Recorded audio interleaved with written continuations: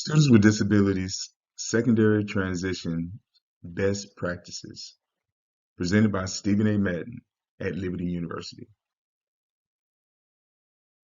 Hello, I'm Stephen A. Madden, and today I would like to take a moment and discuss a few of the best practices pertaining to special education versus ADA, secondary education, employment and work skills, independent living, self-determination and self-advocacy, and healthy relationships.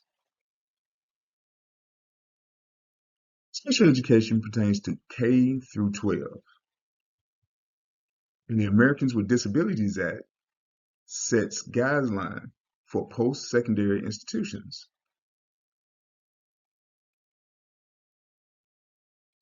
Individuals with Disabilities Education Act, IDEA, indicates that the term special education means specially designed or individualized instruction tailored to meet the needs of the student with disabilities. Research indicates that special education doesn't exist without individualization. Special education allows students with disabilities access to the general curriculum by modifying the curriculum or making accommodations to suit the individual student. Accommodations and modifications are two common best practices of special education that focus on individualization of instruction. Accommodations require a change that assists the students in assessing the material without changing the rigor or material taught. Accommodations typically are physical or environmental change. Modification changes the content of what is learned, typically changing the rigor, therefore lowering the grade level of the material taught.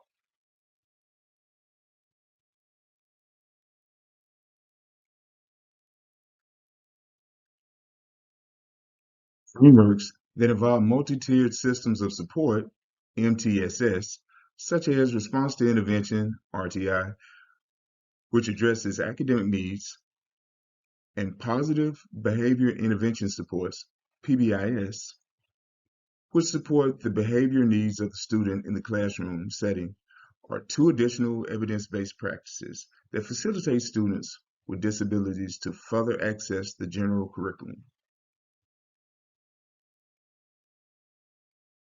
Americans with Disabilities Act of 1990 required colleges to provide reasonable accommodations to students with disabilities for equal access to post-secondary institutions. That was amended in 2008 as the Americans with Disabilities Amendment Act and changed the determining eligibility for services to isolating the need for services based on individual limitations.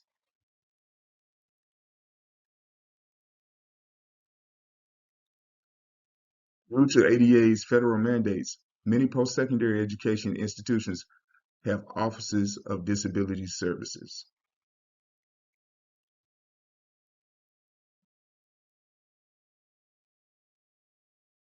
In 2016, the United States Department of Justice found that some colleges have violated the Americans with Disabilities Act by not providing video access to students who were visually or hearing impaired.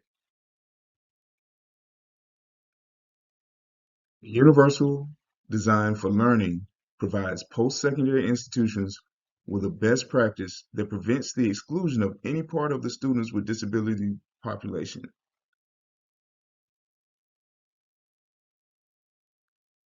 The Universal Design for Learning, teachers are challenged to think outside of the traditional parameters and creatively examine the objectives of the lesson.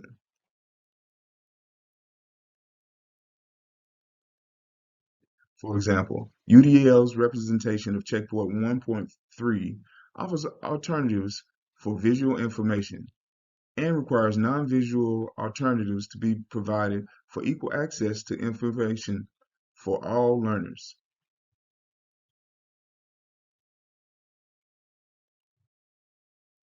Research indicates that individuals that attain post-secondary education have lower unemployment rates and higher earnings as opposed to those who did not.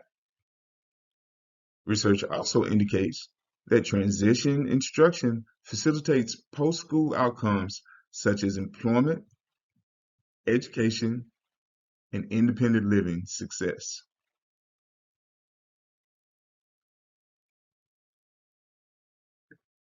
Three best practices that facilitate post-school outcomes. Setting measurable and applicable post-secondary goals in the IEP. Doing so will provide the student with disabilities skills and supports needed to learn, work, and live independently.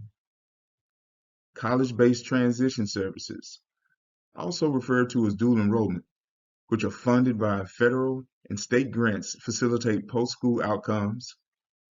Comprehensive post-secondary and transitional programs, CTP, supports students with disabilities in career and technical, academic, and independent living instruction in preparation for employment.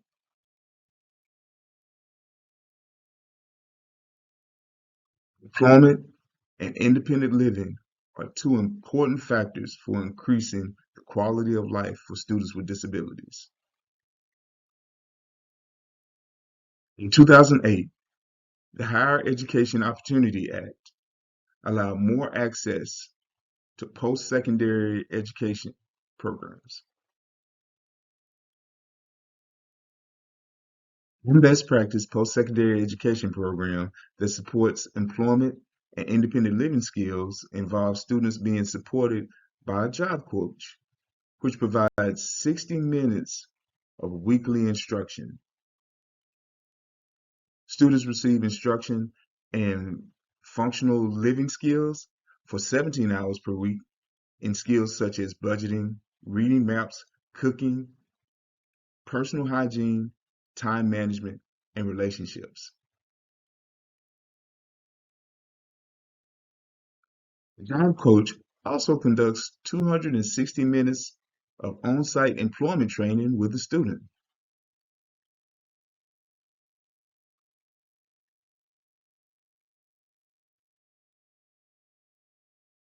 At the secondary level, research indicates that vocational services and employment related training during high school can enhance future employment outcomes. Vocational rehabilitation is a best practice utilized during high school to help students explore and obtain employment upon graduation. Federal special education legislations mandate that all students with disabilities receive transition education by the age of 14 in preparation for post-secondary life.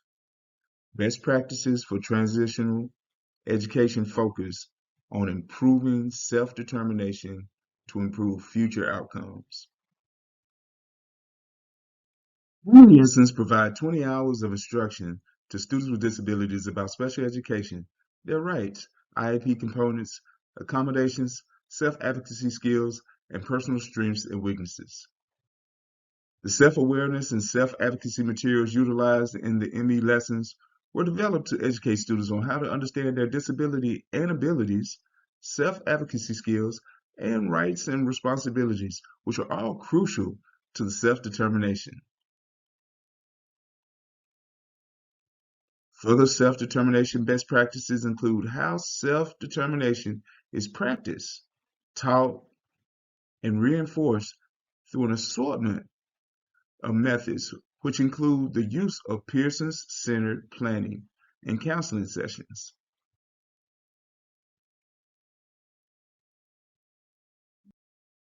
Several aspects of a student's life help build healthy relationships, and they all have one common theme: collaboration. Basic collaboration between a teacher and a parent can positively affect the development of students with disabilities that are challenged with high levels of emotional, behavioral, social, or academic problems. Healthy collaboration between a teacher and a student is linked to positive emotional, behavior, and academic outcomes. Thank you.